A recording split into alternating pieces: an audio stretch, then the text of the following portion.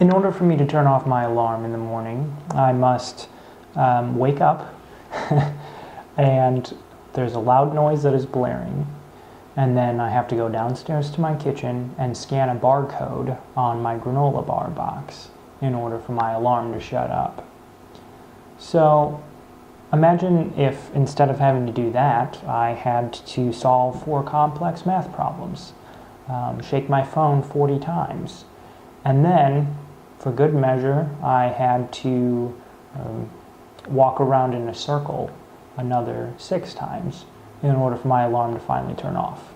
I'd be awake, but it would just take a little while for me to start getting my alarm to turn off and me to get going.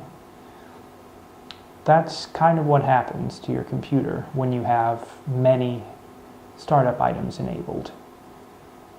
My name is Dr. Phil, and this Tuesday I'm going to show you how to disable startup items on your computer so that the next time you log into your computer for the first time, your computer will run a little faster than it normally would. Let's get rolling. The network table. About in the country. Internet slowly. A VPN connect. There's no host.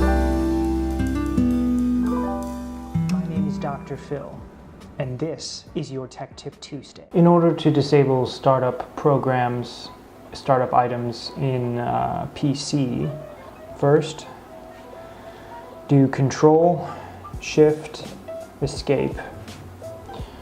Brings up the Task Manager, and then you select More Details, and then you go to Startup, and from here you can see what startup items are enabled on your computer, and you can select them and either disable them or enable them.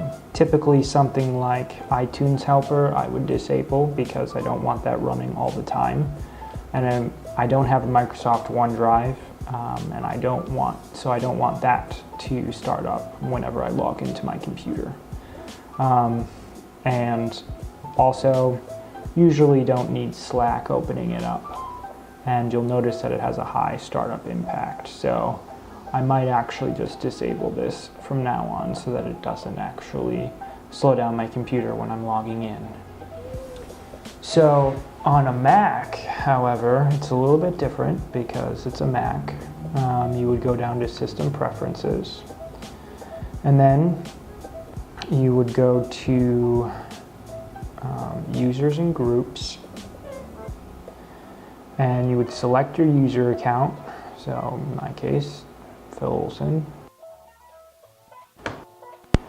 Right now, I can see I only have iTunes Helper that's going to be opening up, and again, I don't need iTunes automatically opening up in the background every time I log into my computer.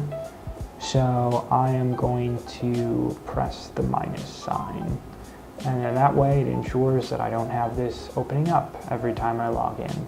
And this will ensure for both of these computers that when you first log in after properly shutting down your computer and then bringing it back up, you will notice a significant speed difference when you try to start your day in the morning. My name is Dr. Phil, and I hope this Tuesday you wake up a little quicker and you're on time. Have a wonderful Tuesday.